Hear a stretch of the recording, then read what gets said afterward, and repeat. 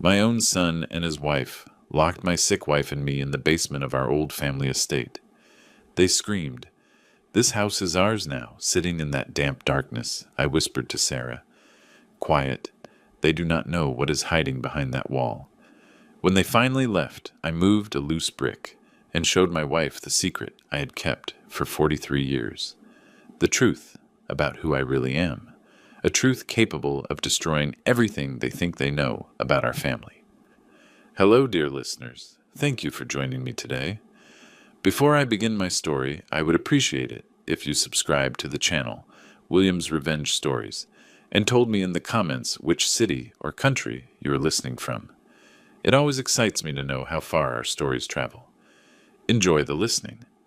I woke up at 5:30 in the morning, just as I have done for over 40 years. I did not need to look at the clock. My body already knows the time. Outside, the silence still had that thickness of the early morning.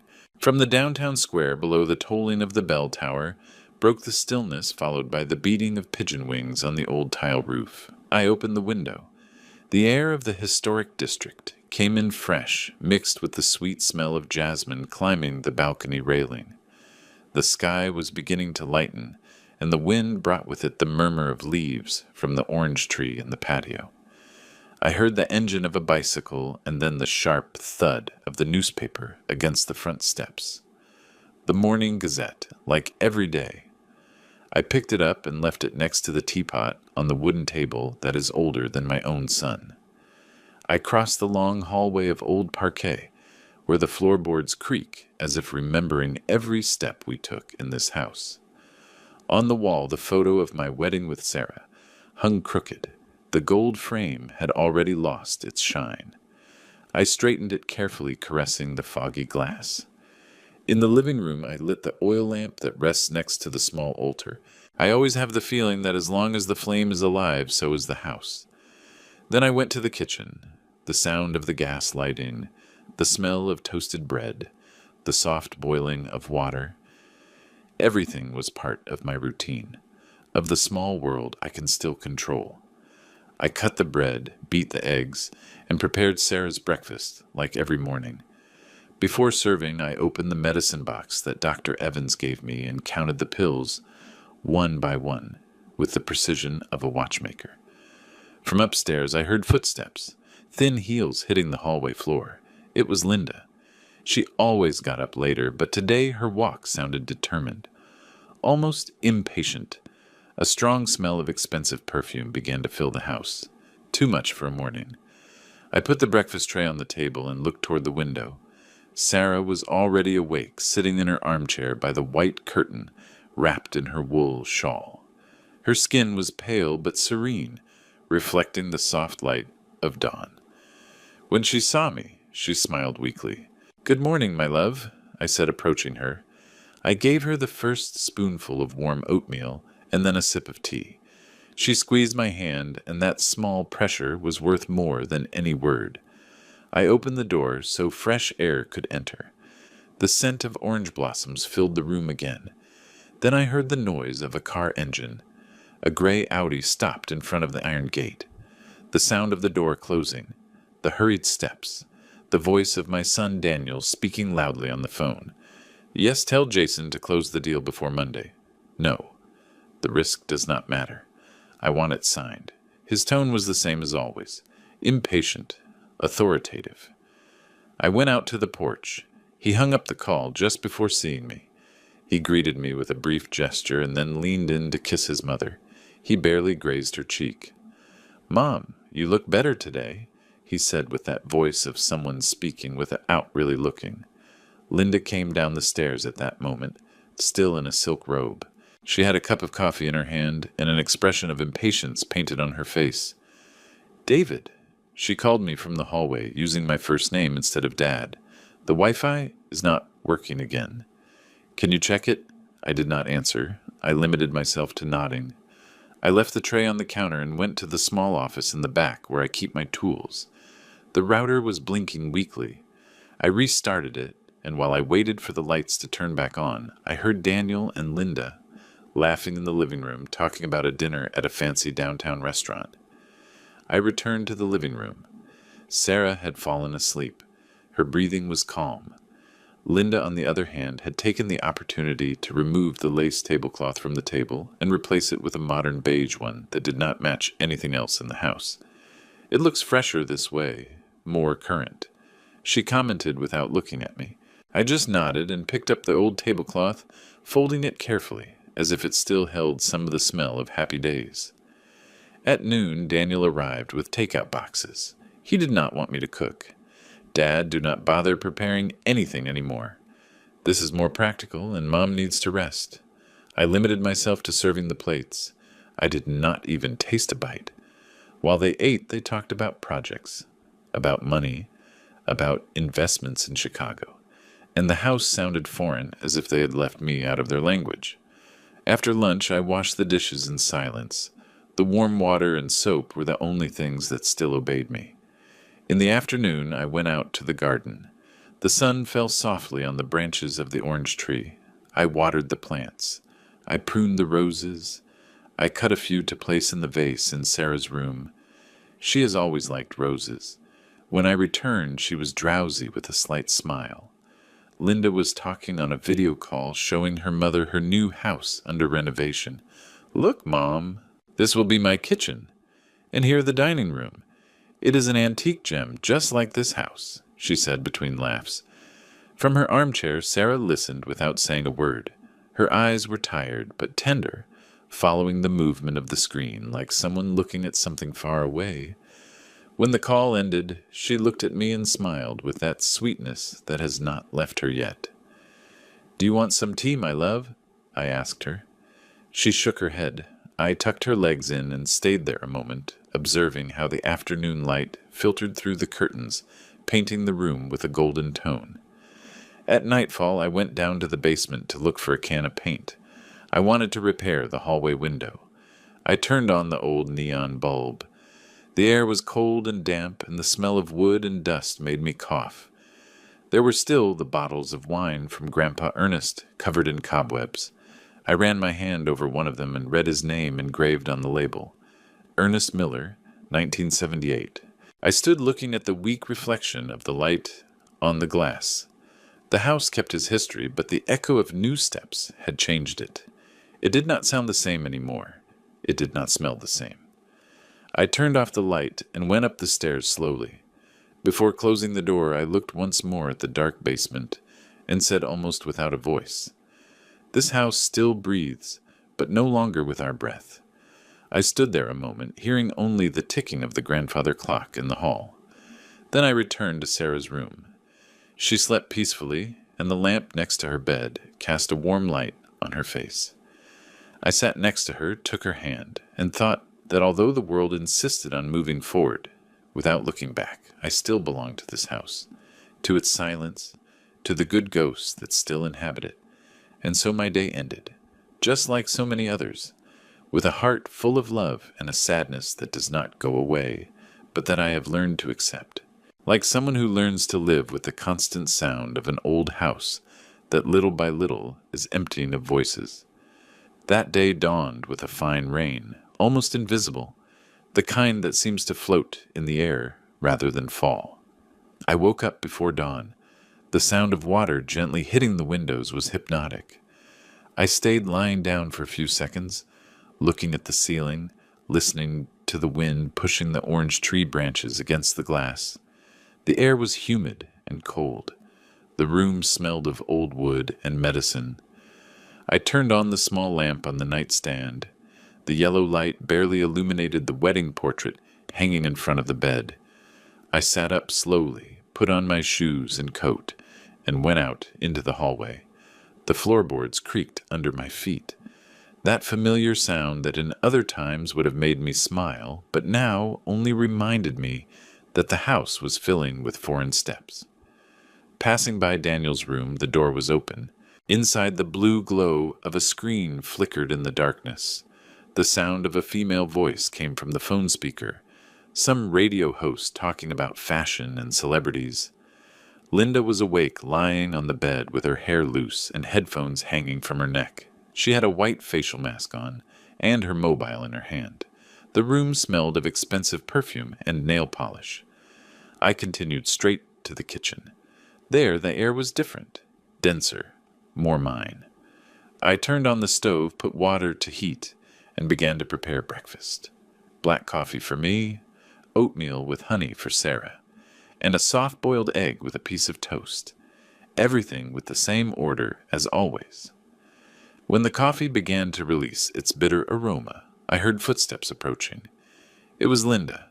She wore a cream-colored silk robe, her hair tied back, her arms crossed over her chest. She leaned on the doorframe and wrinkled her nose. "That smell of butter again," she said with a tone between mockery and contempt. "It smells like an old hospital." I did not answer her. I just flipped the egg with the spatula and let the sound of the oil cover the silence. She sighed, went to the window, and opened it abruptly. The cold air entered immediately, and with it the murmur of rain falling on the patio tiles. Then she took a small bottle from her robe and sprayed the room with perfume. Chanel, without a doubt, a strong dry scent, almost metallic. It drowned out the smell of food. "That is better," she murmured, taking out her phone to take a picture of the breakfast on the counter. "Morning vibes," she added while typing on her screen. I could see her focusing on the cup, the bread, and her own hand holding the fork. She took 3 photos, changed a filter, and uploaded it to her social media, smiling alone in front of the microwave reflection. At that moment, Daniel entered already dressed for work, his white shirt perfectly ironed, his new watch shining under the light. "Dad, are you taking care of the garden today?" he asked without looking directly at me. I called a gardener, but he canceled. "Do not worry," I answered. "I will handle it." He nodded distractedly, looking at his watch.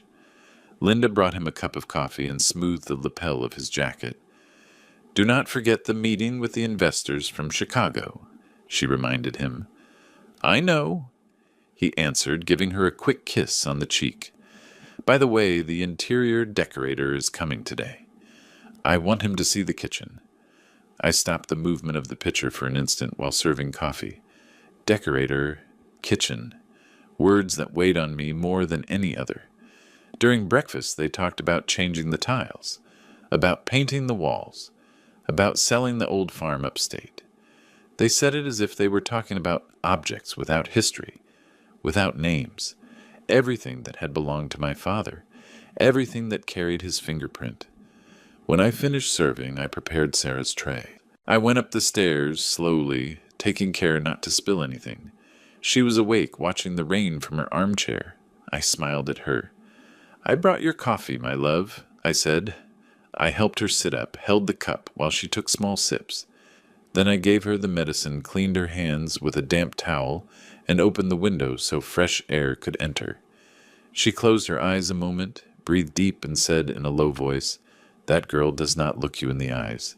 I did not know what to tell her. I only answered, "Rest, my love." By mid-morning, the sound of laughter and new voices filled the house. I went down and found Linda in the living room with 3 young women, all with light dresses and mobile phones in hand. "David," she said to me with a tone almost condescending. I invited some friends for lunch, nothing formal.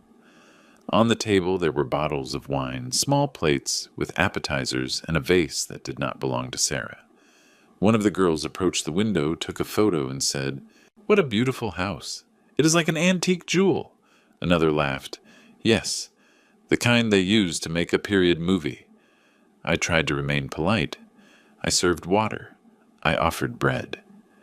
Meanwhile, Sarah was downstairs lying on the sofa, covering her eyes with her arm. The noise bothered her. The laughter continued for hours. Linda showed them the kitchen, the garden, the basement. I heard how she bragged. "We are renovating all of this.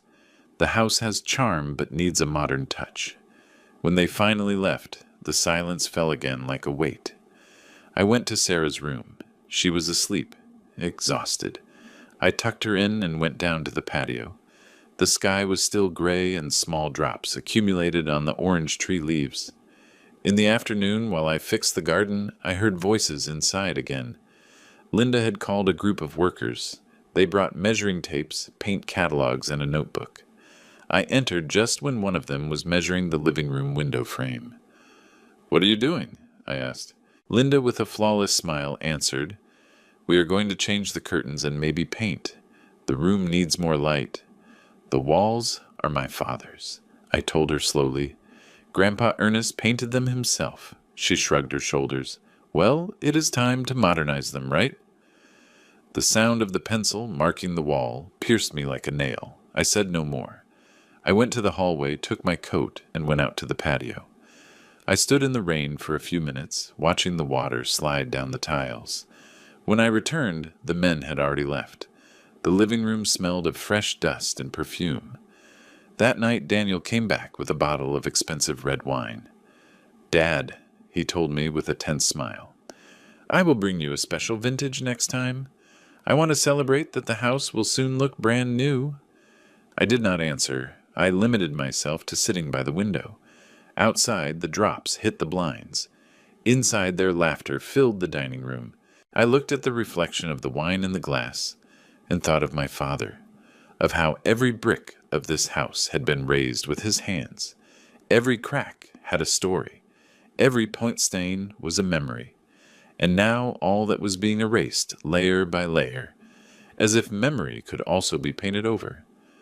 When I got up to turn off the hallway lights, I heard voices.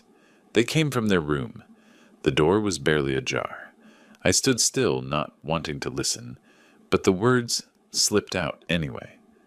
"Your father is a good man," Linda said in a whisper loaded with irony, "but he lives in another century. You will not notice when he is gone." The silence that followed was worse than any scream. I took a step back, closed my eyes a moment, and felt something inside me slowly turning off, like a candle that consumes itself without noise. I went back to my room. Sarah slept. Her breathing paused, her face calm. I sat next to her and caressed her shoulder. "Tomorrow I will make your coffee earlier," I told her, although I knew she did not hear me. I held her hand between mine. Outside, the church clock struck 12 bells. Each one resonated like an echo inside my chest. I looked toward the window. The rain continued falling, constant, silent, erasing the traces of the day. And then I knew. Starting tomorrow, nothing would ever be the same again. Saturday dawned clear and warm, with a friendly sun filtering through the dining room curtains. I got up early as always. The air smelled of damp earth after the rain of the night before. From the window I heard the song of sparrows and the distant rumble of an engine starting on the street. For an instant, the house seemed quiet, as if nothing was about to happen. While I prepared Sarah's tea, I heard Daniel's voice in the patio. He was talking on the phone, his tone firm, almost authoritarian.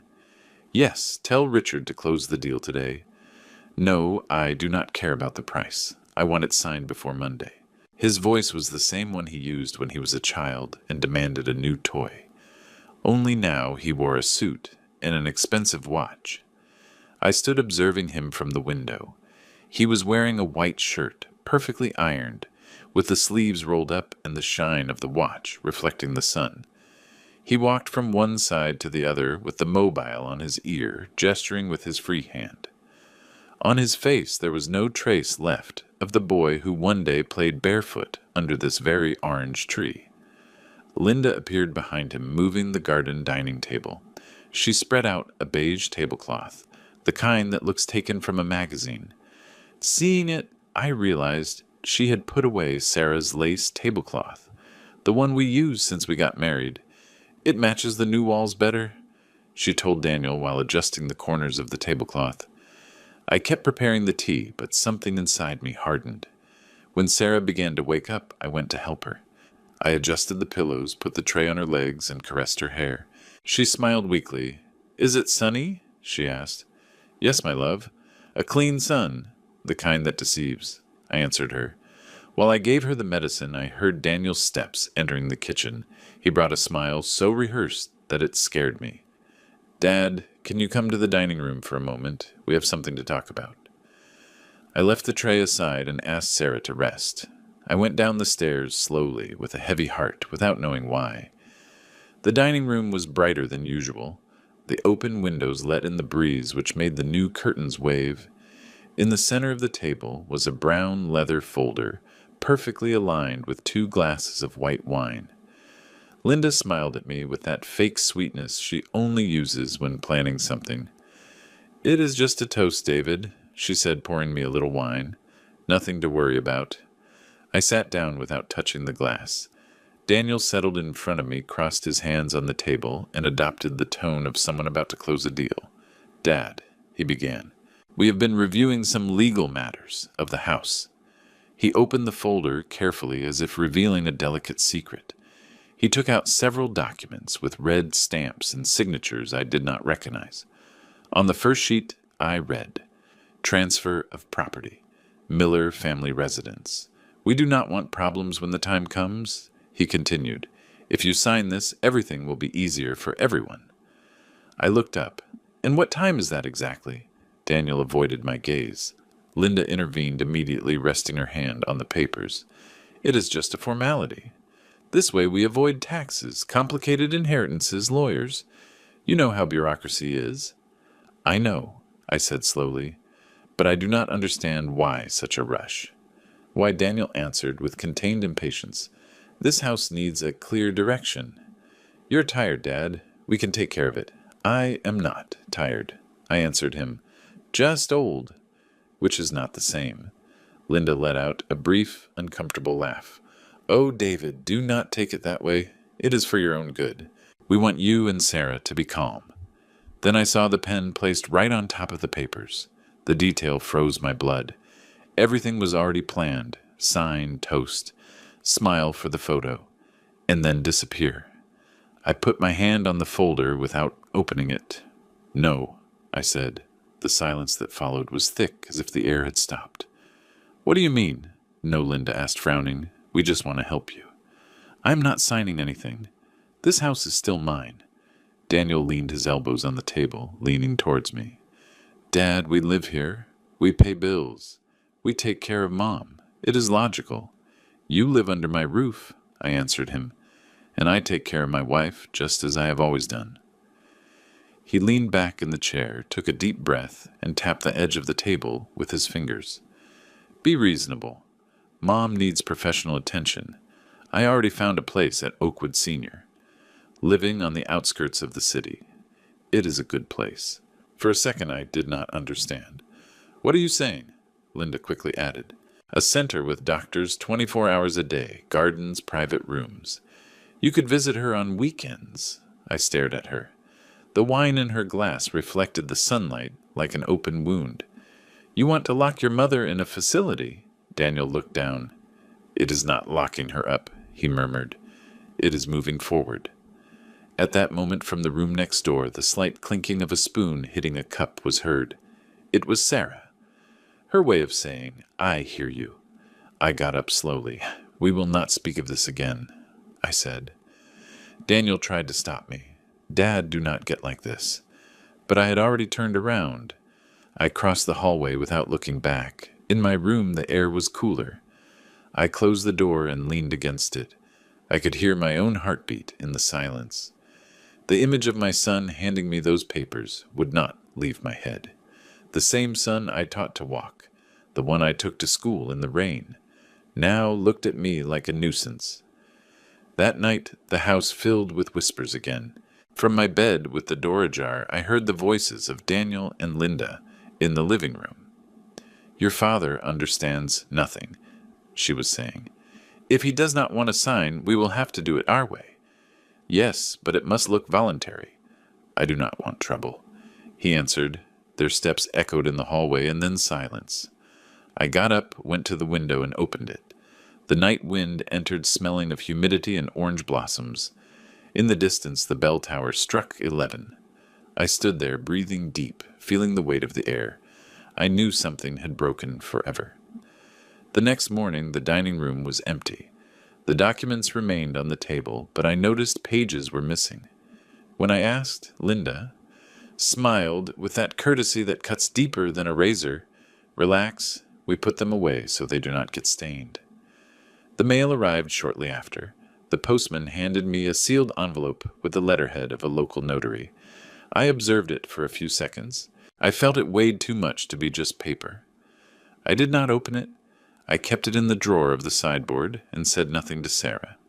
The rest of the day passed in silence. I did my usual chores, watering plants, washing dishes, adjusting the living room clock. Everything with an apparent calm that barely hid the storm inside. At night, when I turned off the hallway lights, I noticed a faint glow coming from the office. I approached in silence. The door was ajar. Inside, Daniel was in front of the copier stacking documents. Linda reviewed the sheets against the light, comparing signatures on her computer screen. "This one does not look alike," she said. "Make it identical. No one will notice," he answered. I stood still, breathing slowly with my hand resting on the doorframe.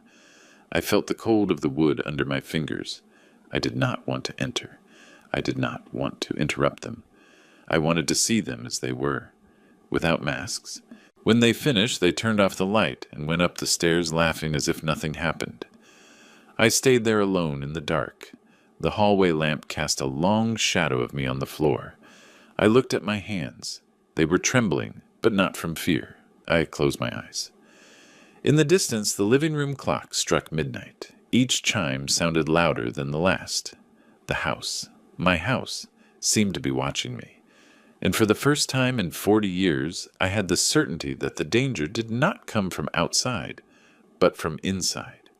From that moment, I swore one thing. If they had started a game, I would be the first to learn the rules. The sun entered violently that morning, filtering through the curtains like knives of light. The house was too silent. Not the radio, not the ticking of the clock, not even the song of the birds in the patio.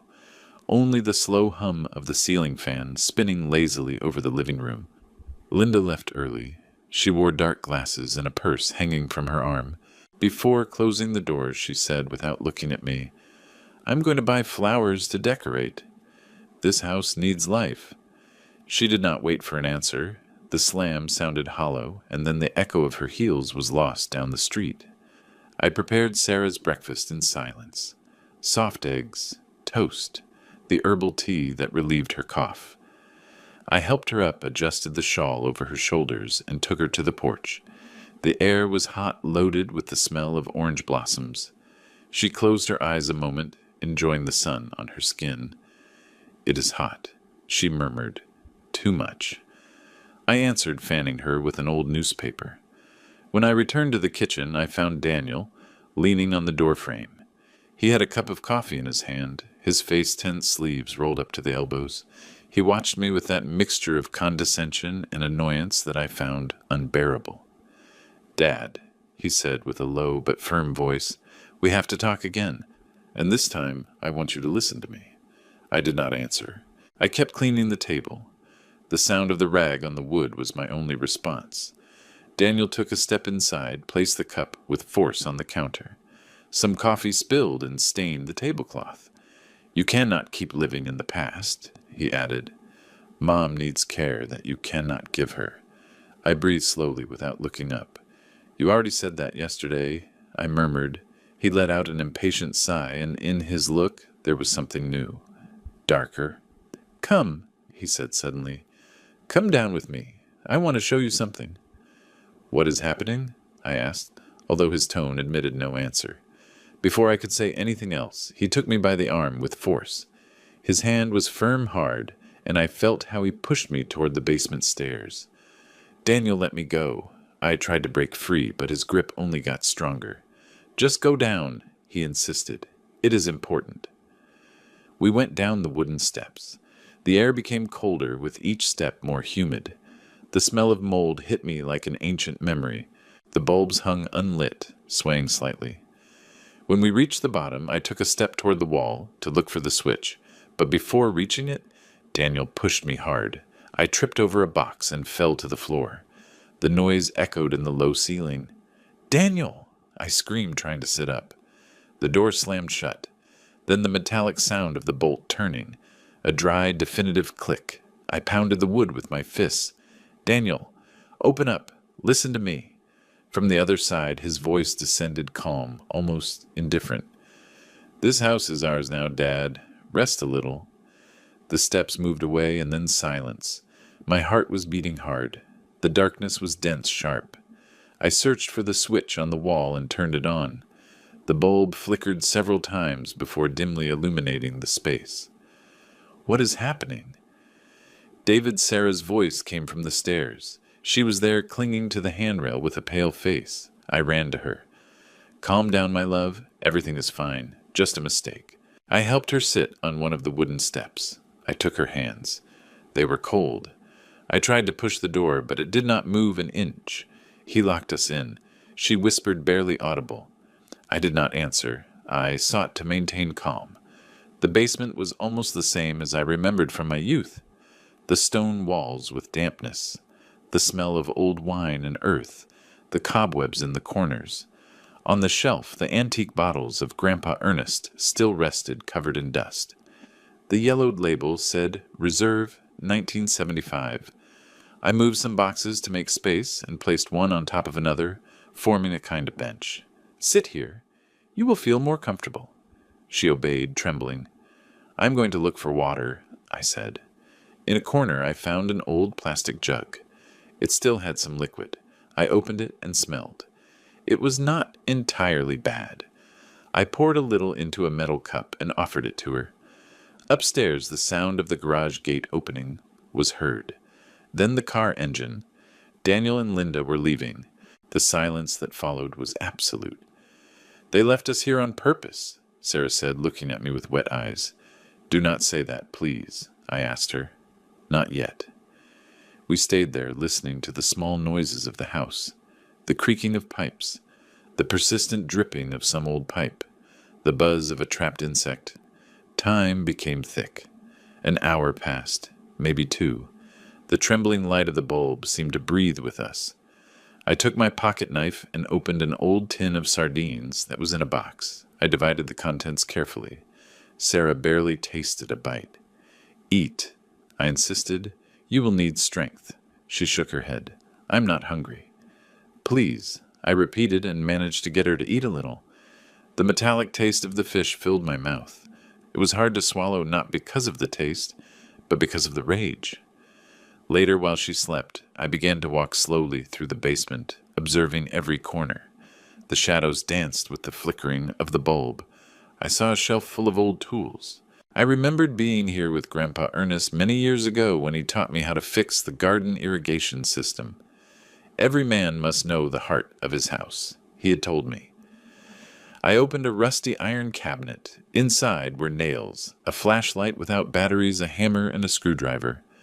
I put them in my pockets. The air smelled of dampness and old paint. Every breath hurt my throat.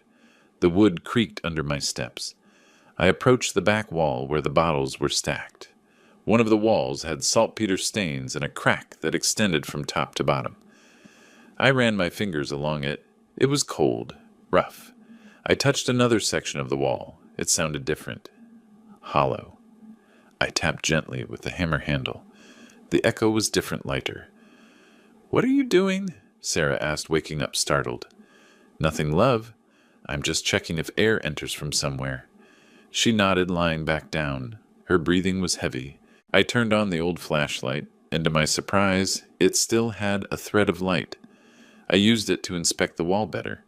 There was a brick that protruded just a centimeter, as if it did not fit completely.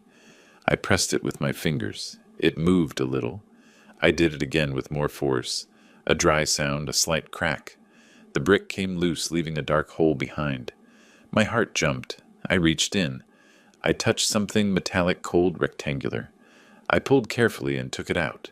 It was a box. An old Lucky Strike tobacco box. The metal was opaque with rust stains, but the brand engraved in relief could still be read. I stood looking at it for a few seconds, not understanding. The flashlight beam trembled on my hand. "What is that?" Sarah asked with a weak voice. "I do not know. Something someone hid a long time ago." I sat on the floor next to her. The box was hermetically sealed, the edge sealed by time. I turned it in my fingers, noting its weight. It was not just a souvenir. It contained something. The basement air became heavier.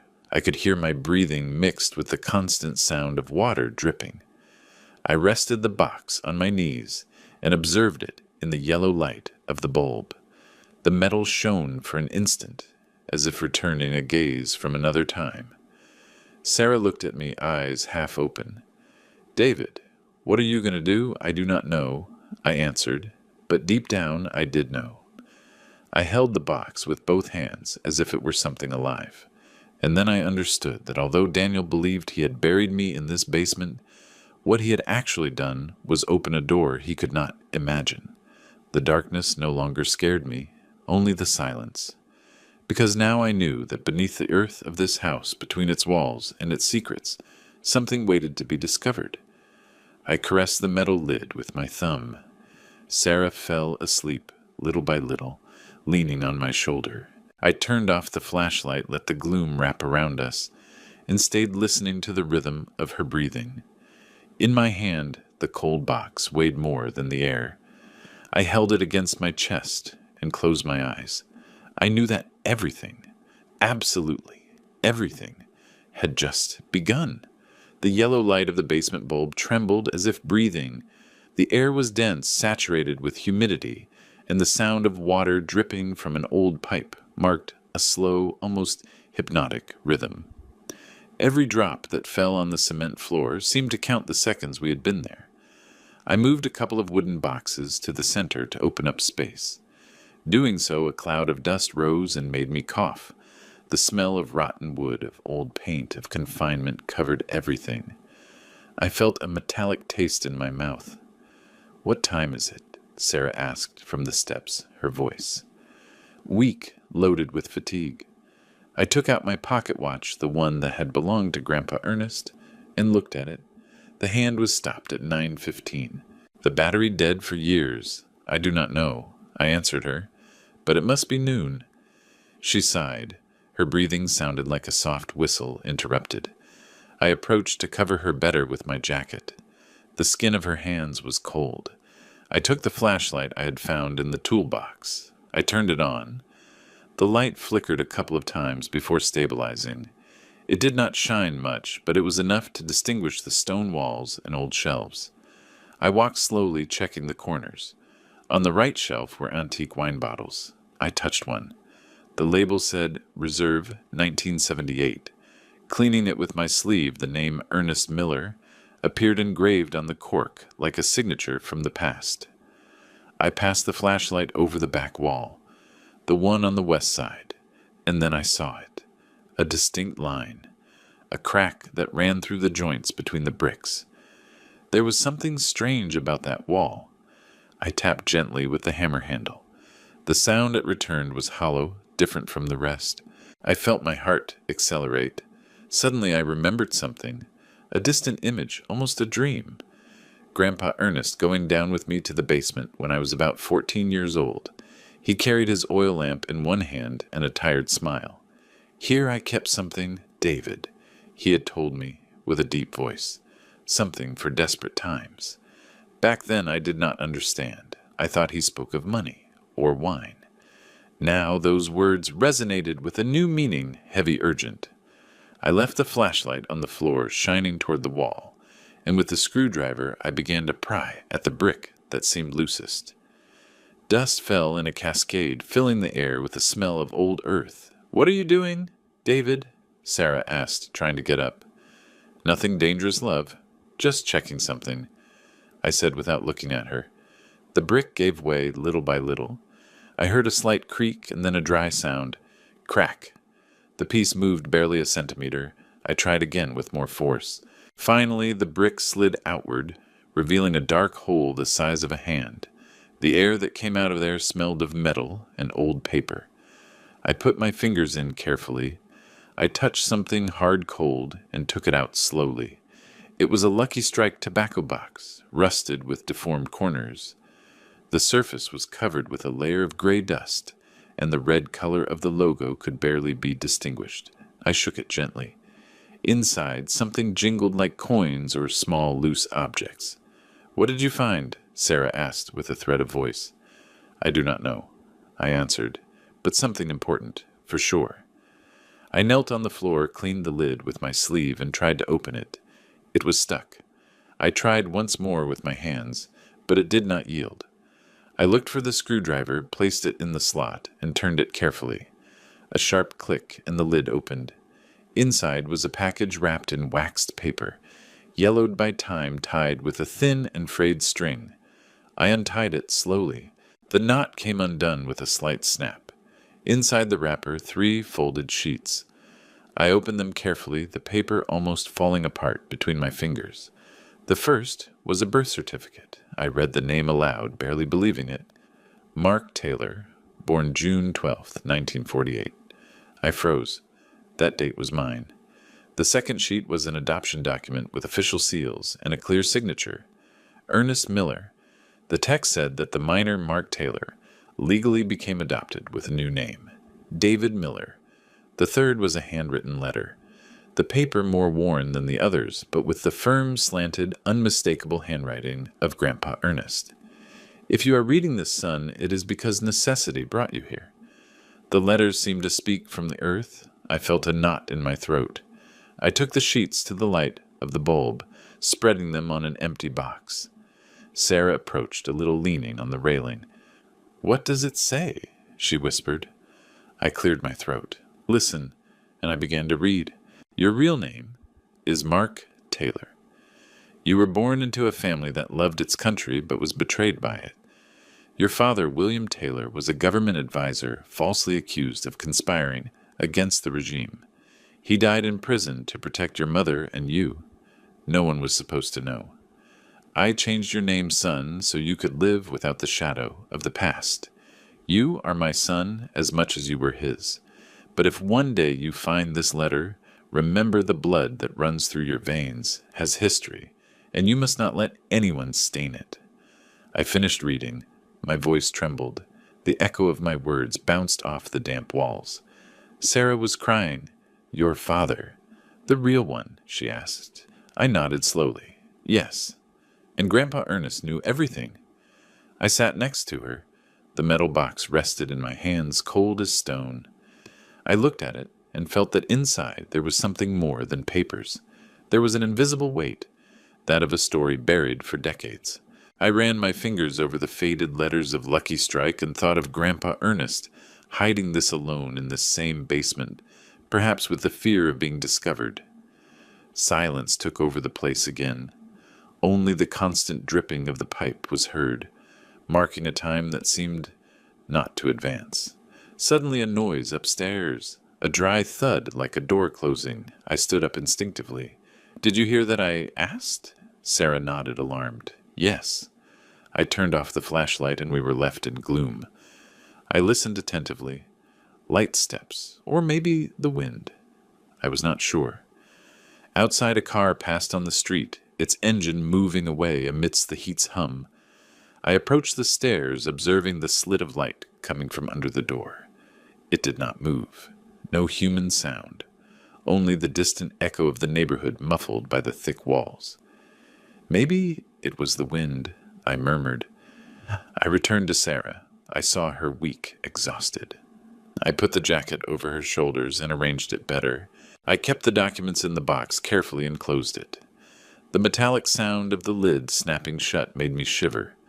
I stood looking at her for a long while, with my thumb brushing the rusty edge. That small box contained not only a family secret, but also a truth that could destroy whoever thought they had control. I felt a strange calm.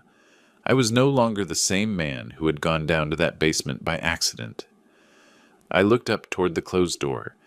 I thought of Daniel and Linda up there believing their father was finished, defeated. They did not know that in the bowels of the house between the walls, they despised. I had just found something that could change everything. I took Sarah's hand. "There is something he does not know. Love. Something that can change everything," I whispered to her. She looked at me with tired tenderness, not fully understanding. I turned off the light. Only the thin strip of clarity filtering under the door remained. The box shone for an instant in my lap, reflecting that thread of light. The sound of dripping continued. marking time slow, relentless. And so under the earth of the Miller house, with the truth in my hands, I knew that my family's story, the true one, was just beginning to resurface from the loose bricks of the past. Time stopped having shape in that basement. I did not know if it was day or night. The light of the bulb flickered every so often, and when it went out, the silence became so thick that I could hear the beating of my own heart. There was no clock, no sun rays, nor the distant sound of church bells, only the incessant dripping of the rusty pipe and Sarah's weak breathing. I stayed next to her, sitting on the floor, caressing her hair. Every time she breathed, her chest rose and fell with difficulty. She had started to tremble, so I covered her with my jacket and with an old rag I found inside a box. Suddenly I heard the familiar noise of tires on gravel. I sat up abruptly. Daniel and Linda had returned. The car engine stopped. The slam was heard then, their steps on the hallway floor. I put a finger on Sarah's lips. Silence, love. Do not say anything. She nodded, and her eyes filled with fear. Upstairs, the voices resonated, muffled by the thickness of the walls. If anyone asks, say they went down by accident. Daniel said, his tone cold, authoritarian. And if they do not believe it, Linda answered, we will say it was a misunderstanding. No one will come to check an old house. Their steps approached the basement. The door creaked, and a burst of white light descended the stairs, blinding me for an instant.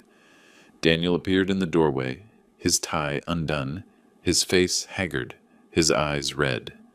He carried a bottle of water in one hand and a small bag in the other. Have you thought about what you will do, Dad?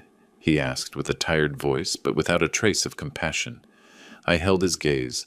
Your mother needs air and medicine, I answered him. He exhaled through his nose, frustrated. You always dramatize. He leaned in a little and threw the bottle and the bag toward the floor. There you go. Think about what suits you. Then he slammed the door shut. The sound of the bolt went down the walls like a metallic echo that pierced my chest. I knelt down and picked up the bottle. I opened it and brought it to Sarah's lips. Drink slowly, I told her, little by little. She drank carefully, closing her eyes. I wiped her mouth with a handkerchief and helped her lie back on the coat. For a few minutes only, the sound of water moving in the bottle was heard. Then she looked at me, eyes shining under the trembling light. David, she whispered. What was that you were reading last night? I took out the Lucky Strike box from the hole where I had hidden it. I placed it on my knees, opened it, and unfolded the papers with trembling hands. I spread the first one, the birth certificate, on my legs so she could see it. Her finger, thin and pale, slid over the letters. Mark Taylor. She read the name once, then another. She looked up at me. So you are not Grandpa Ernest's son? I shook my head slowly. No, not by blood. He adopted me. He saved me. But my true name was another, a name he wanted to protect. I took out the letter. The letters were almost erased in some parts, but I could distinguish them enough to read them aloud. The honor of a man is not destroyed by the accusation, but by the silence with which he accepts it. I said, letting Grandpa Ernest's words fill the damp air. Sarah closed her eyes. Her lips barely moved as if she were praying. Your true father, she said at last. Who was he, William Taylor? A man history erased. They accused him of being a traitor in 1952. But according to this letter, he died to protect his family. She looked at me for a long time. There was sadness, but also pride in her eyes. Then Daniel knows nothing. No, I answered her. And if he knew, his whole world would collapse. She nodded slowly. Why does he live off that last name? She murmured. Off Miller, off a man who does not belong to him as he believes. I remained silent. The words floated in the air like suspended dust. I leaned over the box again and noticed something I had overlooked before. A piece of folded paper at the bottom, smaller than the others. I took it out. It was a bank receipt, almost illegible, but I recognized the stamp. Central Bank. In the header, a name. Taylor Fund. The document indicated that the account was in the name of William Taylor, with inheritance rights transferred to his direct descendant, Mark Taylor Miller. I stared at those words again and again. "This," I said in a low voice. "This changes everything." Sarah watched me, not fully understanding. "What is it a proof?" I explained to her. "Grandpa Ernest kept this secret to protect me and to protect the inheritance my father left." She squeezed my hand. "What are you going to do? I still do not know. But now I have something they do not expect. The letter of a dead man and the power of a forgotten name." I wrapped the documents in the cloth again and kept them in the box. Then I looked for a deeper hole in the wall behind the old bottles. I took out 2 loose bricks and hid the box inside, covering it with dust and wood. "If they try to come down again, they must not see it," I said. Sarah nodded. Her breathing began to get shorter, as if the air cost her more. She coughed several times. I knelt next to her, rubbed her back, and gave her a little water. "Calm down, my love. Hold on a little longer." The ceiling bulb began to flicker and finally went out. Darkness fell suddenly dense, absolute. "Do not move," I told her, groping among the boxes until I found the toolbox. I touched a small power outlet on the wall with my fingers. I unscrewed the cover, peeled the cables with the knife, and joined them with a piece of old electrical tape. A spark, a snap, and the bulb turned on again, weak but constant. The basement recovered its yellowish light, and the reflection made the sweat on Sarah's forehead shine. Suddenly the sound of the lock vibrated above our heads. Someone was trying to open the door. "Daniel," I shouted. Silence. The noise of metal ceased. Steps. Then nothing. I stared at the door. Breath held. I felt a chill run through my entire body. Several seconds passed until the sound of footsteps faded. "They are going to come back," I said almost, without a voice. Sarah looked at me with eyes full of fear. "What are you going to do when they do?" "I will make them let me speak," I answered. "Speak about what?" "About who I really am, about what I carry in my veins." She took my hand tightly as if trying to anchor me to reality. "Be careful, David." "Oh, Mark, I do not know what to call you now." I smiled slightly, although I felt the knot in my throat. "Call me as always. The name does not change, says the love, Sarah. But it can change destiny." I helped her get up. We walked slowly to the stairs. We stayed on the last step, looking up. Through the crack under the door, a thin line of light extended over the stone floor. The air was still.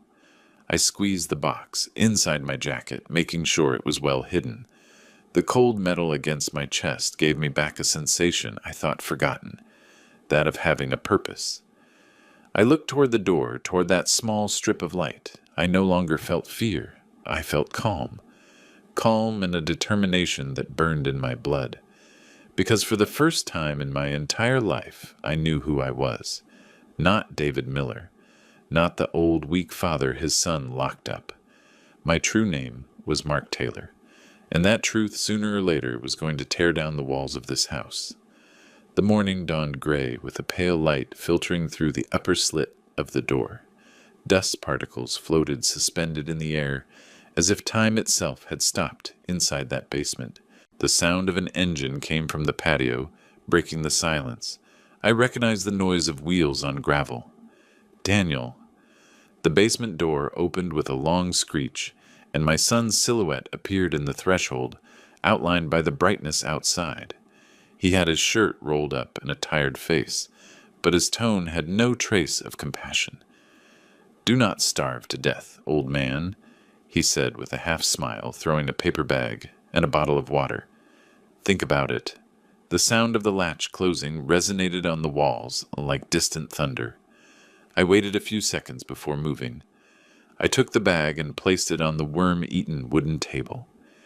Inside was a piece of hard bread, a couple of slices of ham wrapped in wax paper, and a half-empty bottle of water. Sarah coughed weakly. I approached her, helped her sit, offered her water, and wiped her face with a damp cloth. Her skin was cold as porcelain. "Calm down, my love," I whispered. "It is almost over." When she lay back down, I took the Lucky Strike tobacco box from the inside pocket of my coat. I opened it just for an instant to make sure the papers were still there. Then I put it away again, hidden under the fabric. The car engine roared again. Through the floor, I felt the distant vibration when they moved away from the patio. The house remained in silence. I looked at the old clock hanging on the basement wall. It marked 11:12, just like the last time. It did not move. It seemed like a cruel irony to me. Time advanced upstairs, but down here it was stopped. I went to the corner where I remembered seeing the old telephone. A gray box attached to the wall, with a cut wire hanging like an open vein.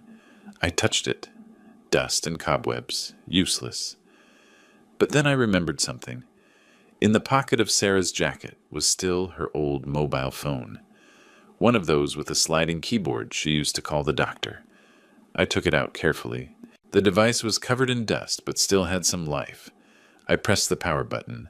The screen flickered. One battery bar. Weak, but enough. I slid the keyboard and opened the contacts. Only 3 numbers saved.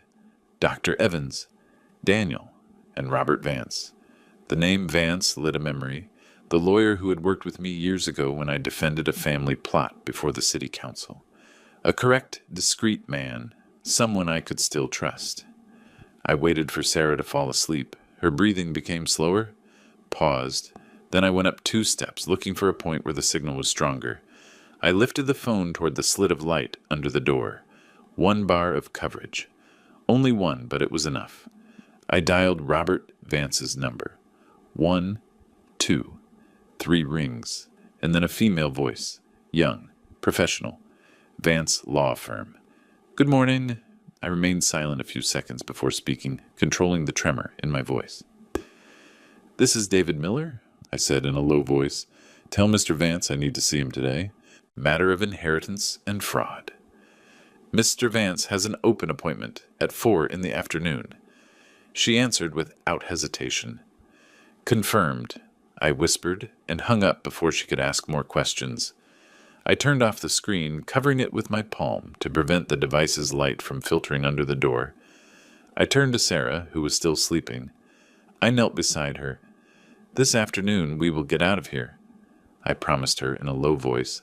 I swear to you. During the following hours, I dedicated myself to reviewing the plan in my head, again and again. The phone had little battery. I had to use it only at the precise moment. I took out the box and checked that the papers were complete. The certificate, the letter, the bank document. I wrapped them in a clean handkerchief and kept them inside my coat. The air became heavier as the day advanced. Heat rose from the floor, mixed with the smell of dampness. Sarah slept, intermittently waking every so often with a start. Around 3 in the afternoon, the sound of the car broke the silence again. The squeak of the gate. The slam of doors. The basement lock moved. Daniel appeared again in the entrance with the same hard expression. "Did you change your mind, Dad?" he asked, going down a couple of steps.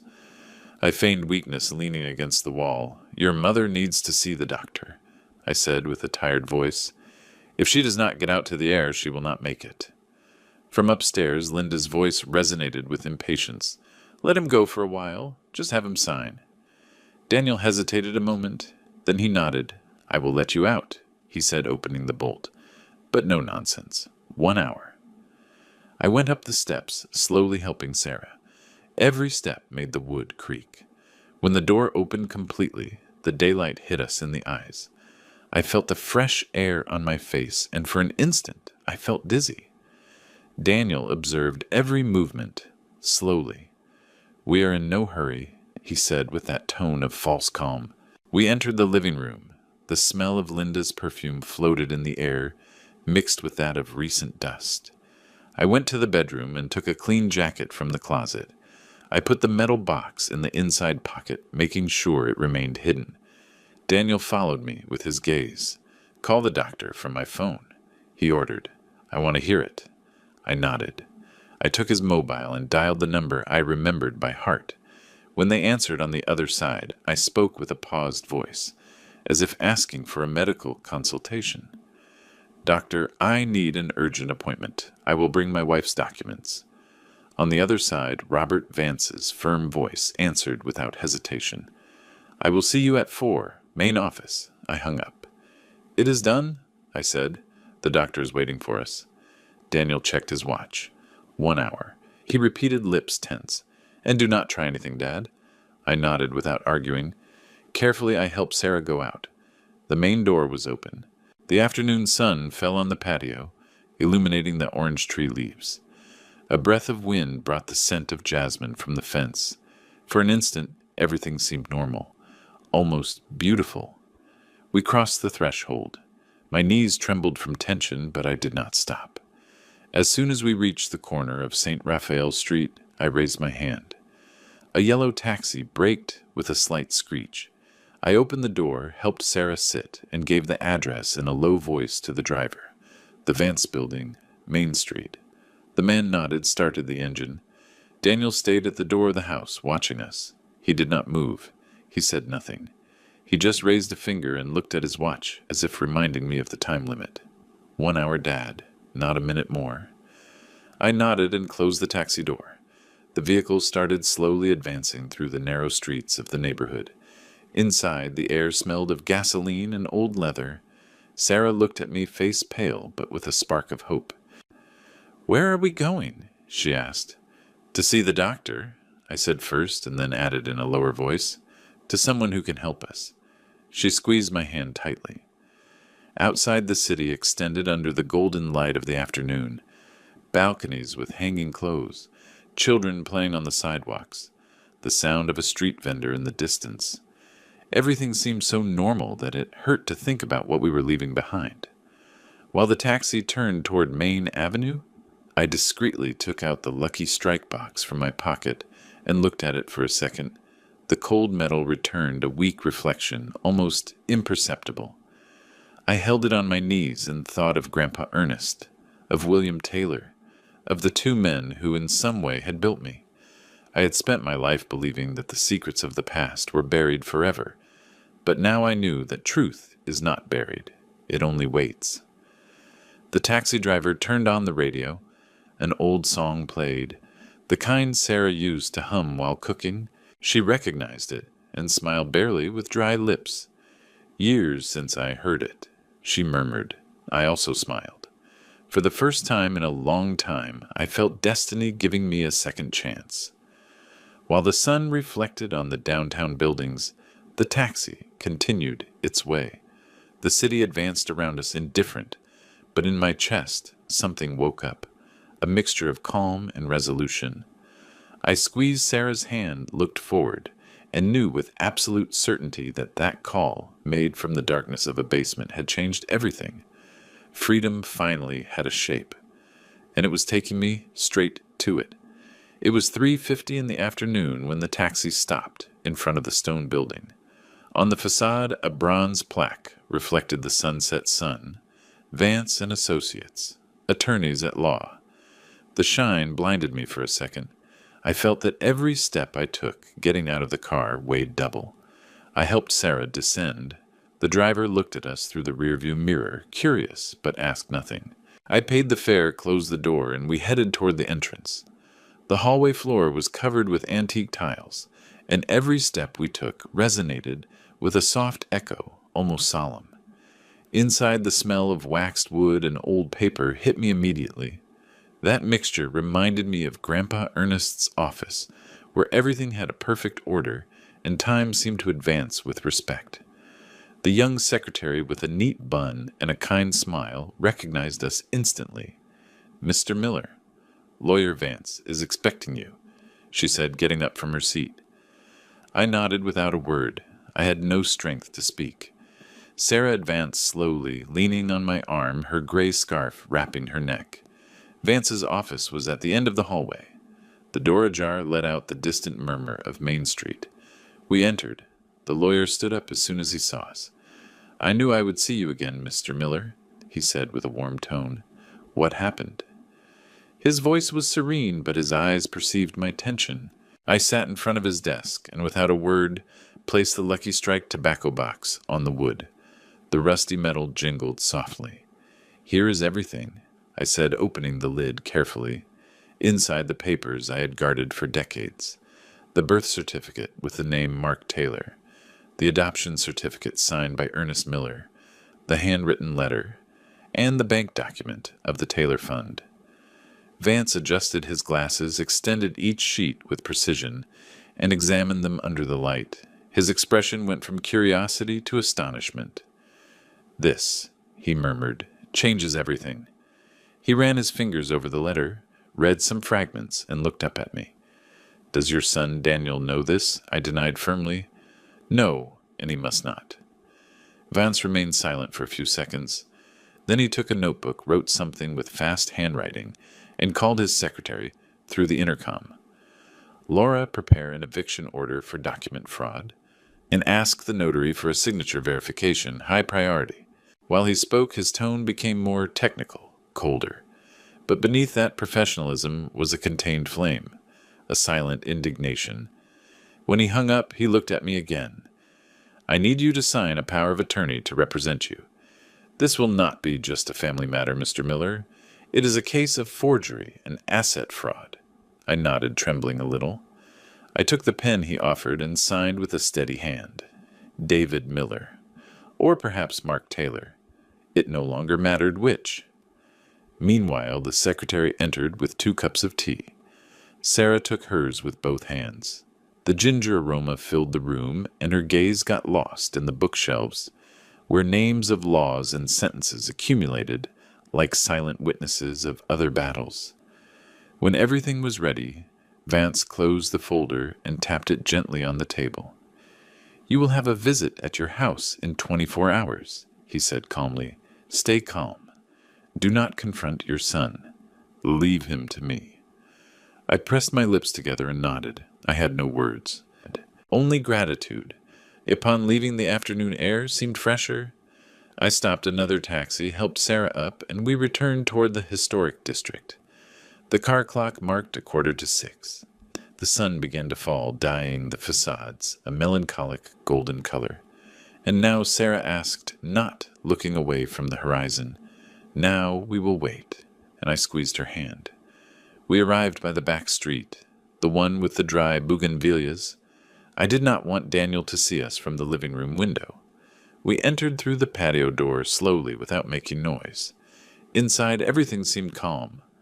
Linda was talking on the phone, loudly mentioning Miami Mom and the new decorator. Daniel was on the sofa watching the news, a glass of whiskey in his hand. I placed Sarah in her favorite armchair next to the window. "The doctor says she needs rest," I announced with a neutral voice. Daniel did not even look at me. "Fine," he said simply without looking away from the TV. During the night, I feigned normality. I prepared a light soup, turned off the lights early, but my head did not rest for a second. When dawn broke, the house was quieter than ever. Daniel left early in his gray suit, and Linda spent the morning surfing on her tablet, suspecting nothing. At 5 to 11, the doorbell rang. I looked at Sarah. She understood without words. I went to the door and looked through the side window. A dark car was parked in front of the gate. From it, Robert Vance got down, accompanied by a young assistant, with a brown leather folder.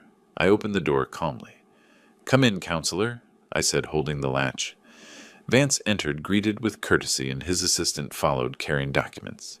From upstairs, I heard the sound of fast steps. Daniel was coming down the stairs, adjusting his tie.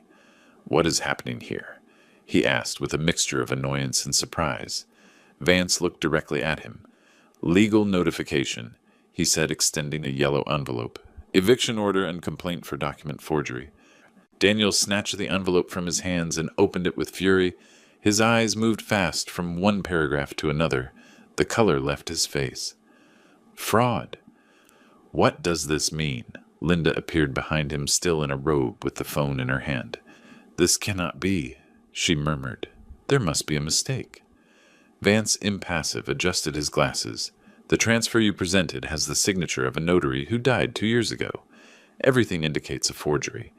Furthermore, he paused, letting the tension grow. An investigation could be opened regarding your lineage and the source of the funds you used. An icy silence filled the room. I was standing next to Sarah, with my hand on her shoulder. She breathed with difficulty, but in her eyes was something resembling serenity. Daniel looked at me with a mixture of fear and rage. "You cannot do this to me. I am a miller." Vance smiled barely. "Perhaps not," he answered. "If you prefer, I can make it public tomorrow." Linda stepped back. Her hand trembled while looking for her husband's. "Daniel, let's go," she whispered. He looked at her, not knowing what to say. Then he gritted his teeth, turned around, and went up the stairs. The slam of the door resonated like a shot. Vance and his assistant collected the folders and signed a minute on the dining table. "You have 30 days to vacate the property," he said. "But honestly, I doubt they will wait that long." I shook his hand. "Thank you, counselor." He nodded with that look of someone who understands he has just witnessed the end of something bigger than a contract. Sometimes justice arrives late, Mr. Miller, but it arrives. When they left, silence returned. A few minutes later, Daniel came out of his room with his face undone. "My clients, they will find out," he stammered, looking at nowhere. I did not answer. I walked to the window and opened the curtains. The midday light entered warm, bathing the walls. That afternoon I heard them making desperate calls. Voices rising and falling, arguments, sobs. Linda cried. Daniel hit something against the floor. At 11 at night, when the hallway clock struck the last chime, I heard the sound of the trunk closing. I leaned out the window. Their silhouettes moved under the streetlights. They put the suitcases in without looking at each other, without speaking. The car started. The wheels turned on the gravel, and the engine was lost among the empty streets. I closed the gate with my own hands. The metal creaked. Inside, the house remained silent. Only the soft hum of the wall clock and the aroma of orange blossoms entering from the garden. I turned off all the lights except one. The corner lamp next to Grandpa Ernest's portrait. The yellow light reflected on the glass, illuminating his stern, almost paternal face. I stood there a long while without moving, with my heart beating slowly. For the first time in many years, I felt the house breathed with me. And although outside the wind brought the sweet smell of the first ripe oranges, inside, the only thing heard was silence. A clean silence, as if all the false voices had gone forever. The next morning dawned with a soft, almost innocent light. The winter sun entered through the blinds, gilding the dust suspended in the air. It was a different silence, thick, as if the house was holding its breath. At 8:30, I heard the engine of a truck stop in front of the gate. The metallic clack of the handbrake startled me. I leaned out the window.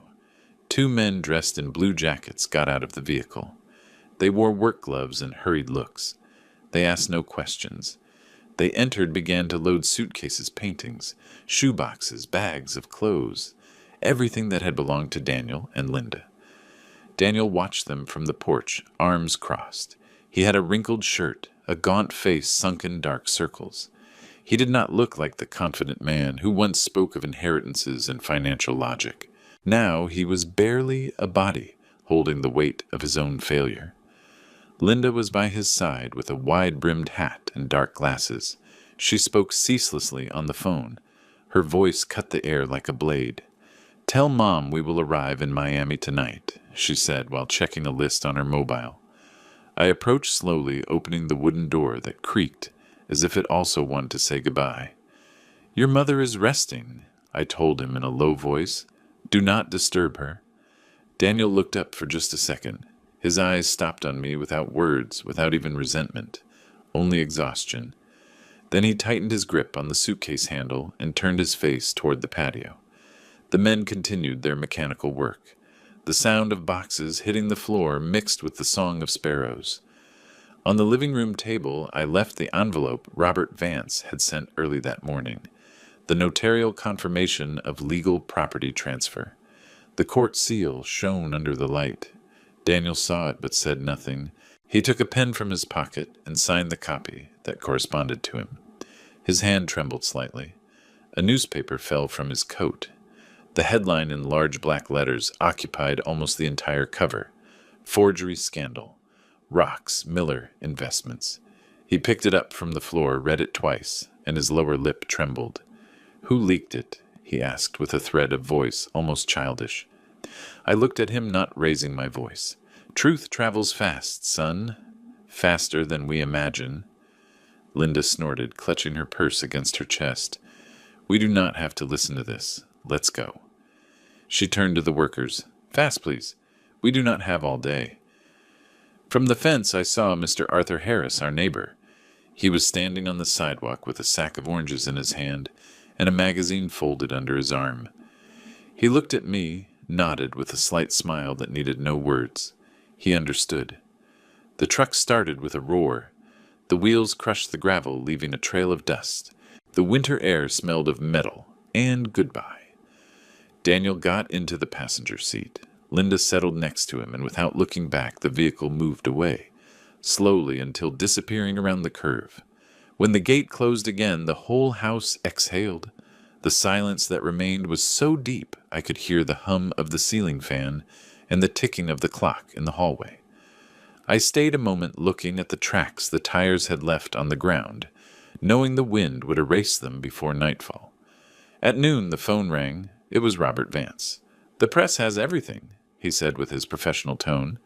Their names were already removed from the board of directors. They will not be able to operate any account in their name. Thank you, counselor, I answered. I hung up slowly and went out to the patio. The air smelled of wet leaves and new flowers. The orange tree in the back had bloomed again. Between the branches, sun rays slipped through, filtering like promises. At 4, the postman appeared with an envelope from the central bank. I opened it right there with trembling hands. Inside was an official letter. Taylor Fund accounts reactivated. Holder, Mark Taylor Miller. I read my name 3 times, that name that had remained buried half a century. I signed the receipt, put the envelope away carefully, and took it to the small chest under the stairs, the same one that had belonged to Grandpa Ernest. I placed it there among old folders and forgotten keys. I closed with a click that sounded like justice served.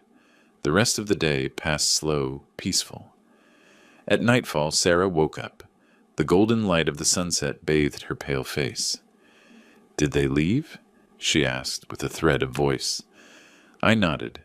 Yes, love. They left. She said nothing more. She just took my hand and gave me a slight smile. One of those that contain a whole life of silences and pardons. That night, I walked through the house. Every room was a memory. In Daniel's room, only shadows remained. An empty cologne bottle, a pair of rolled-up socks, and a photo frame face down. I lifted the frame. It was an old photo from when he turned 10. He smiled next to me and Sarah, holding his first bicycle. For an instant, I felt the old impulse to justify him, to believe there was still goodness behind his fall. But no. Sometimes a father's love consists of letting the son face the echo of his decisions. I covered the bed with a white sheet and closed the door. In the garden, the air brought the smell of jasmine. Arthur crossed the gate with his slow step and straw hat. The silence sounds better today, right, David? He said, lifting the basket of oranges. Yes, friend, much better, I answered. We sat on the porch, 2 old men under the shade, sharing tea without haste. We did not talk about justice or money, only about the weather, about the flowers returning, about the buzz of bees among the hedges. As night fell, the peace became denser, almost palpable. I felt for the first time in years that the house breathed with me again, not against me. When Arthur said goodbye, I walked through the hallways, turning off the lights one by one. I passed by the study where Daniel used to work. The chair was still turned as if someone had just gotten up. I touched the backrest with my fingertips. I continued to the basement. The door remained the same. The old lock. The slightly humid air. I went down the first steps. The gloom wrapped me like a memory. The hanging bulb was still there. I turned it on. Its yellowish light revealed the stains of time on the walls. I walked to the corner where the brick had come loose, that hole that guarded a past and returned the truth to me. I rested my hand on the rough surface of the wall. Thank you, old Ernest, I whispered. I closed my eyes. I could imagine his voice pause noble. When the day comes, do the right thing, even if it hurts. And I had done it. I went up slowly, turning off the light. In the distance, the church bells chimed 7 times. The sound arrived soft, like a blessing. Coming out to the garden, the sky was dyed violet. The wind moved the orange tree leaves, and the perfume of fresh blossoms filled the air. I breathed deep with a calm heart. The house was at peace. Sarah slept in the armchair blanket up to her neck with a serene face, and I, for the first time in a long time, felt that winter did not bring cold. It brought justice. It brought silence. It brought at last forgiveness. 6 months have passed since that night when the wind brought the smell of oranges, and silence returned to inhabit the house. The historic district has awakened again with spring, and with it a different rumor in the streets. I wake up every day at 6 as always. Custom remains stronger than rest. I open the windows and let the warm air enter, mixed with the aroma of blossoms blooming in the patio. From the corner the baker's heard shouting his offer, and the echo of horse hoofs that still pull some delivery carts. The basement. That dark place where hopelessness locked me for days no longer exists as such. I transformed it with my own hands. Now it is a luminous study, with lightwood floors and walls freshly painted white. The oval of the small window lets in the morning light and reflects it on the shelves, where I keep Grandpa Ernest's old notebooks, letters, and restored documents. Sometimes I stay there in silence, just listening to the creaking of the living house. Sarah says the place no longer breathes sadness, and she is right. She sits by the living room window, wrapped in her beige wool shawl, knitting a scarf with pale blue yarn. Her skin looks pinker, and although her movements are slow, her smile has returned to have that warmth I remembered from the first years in this house. I serve her a cup of chamomile tea, still steaming, and place it on the small table. "Thank you, David," she says without looking up from her work. "Today it smells like spring." "Yes, love," I answer, and peace. I sit in the wooden armchair across from her and open the newspaper. On page 3, almost hidden among economic news, a small note announces, "Daniel Miller and Linda Rivas sell their properties in Chicago. They disappear from the financial landscape." I make no gesture. I fold the newspaper carefully and leave it on the table. Sarah observes me in silence. I do not need to tell her anything. We both know that some stories close themselves, without applause, without noise. By mid-morning, Mr. Arthur Harris arrives. His cane taps gently on the porch floor before he pokes his head through the door. "Good morning, David. Today the garden gave fruit before my knees." He jokes, lifting a basket full of red tomatoes and fresh bread. We laugh. I invite him into the new study. His eyes widen, seeing the change. "Wow," he says, looking at the walls. "This no longer looks like a basement. It looks like another place." It is. I answer, serving 2 coffees. Everything changes when one decides to let the light in. Arthur leaves the cane on the wall and observes the shelves. "And those notebooks? Grandpa Ernest's?" I explain. "I thought I should keep them." In every page there is something of his voice, something not taught, only inherited. He smiles with understanding. We place an antique chessboard in the center of the table. The pieces are polished wood worn by years. "You start since you own the board," he says. We play several games. Sarah from her corner interrupts us every so often with a mischievous tone. "Arthur, no cheating, I know you." He raises his hands, laughing, feigning innocence. "Never, madam. I only move with strategy." The morning passes between laughter, the noise of pieces clashing, and the song of sparrows entering through the open window. At noon we go out to the garden. The sun falls soft on the new leaves of the orange tree. The air smells of sap and fresh earth. Arthur and I prune the lower branches, while bees buzz around, committed to their work. On one of the high branches there's a small nest with 3 chicks barely visible. I stop to look at them. "Life always returns," I say without looking away. Arthur nods, wiping sweat with the back of his hand.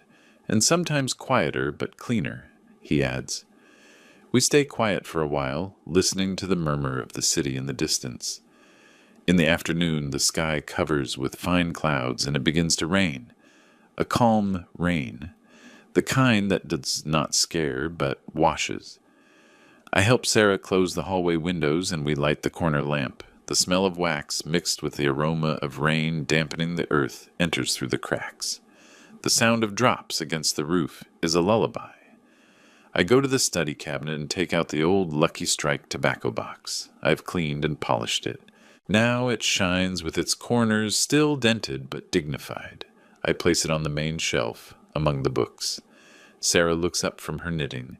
"You still keep it?" she asks with a mixture of tenderness and curiosity. "Yes," I answer, "it is part of our history, and of the truth that is not erased." She nods without stopping smiling. At 7 o'clock sharp, the hallway clock chimes. I turn on the desk lamp, take a sheet of paper, and write a single sentence. Blood can betray, but truth does not age. The ink spreads slowly. I blow to dry it close to the notebook and keep it with the others. I go out to the porch. The rain has ceased, but the streets still shine with golden reflections from the streetlights. The historic district smells of hot-bread humidity and life that does not give up. On the corner, a group of young people plays the guitar under a bar awning. The notes rise up the street like a joyful sigh. From inside, I see Sarah through the glass. Her face, illuminated by the lamp, has the serenity of someone who no longer fears anything. She smiles, and in that smile is everything I have lost and everything I still keep. Arthur passes in front of the gate, raising his hand. "Until tomorrow, old friend," he shouts between laughs. "There will be sun tomorrow." I answer.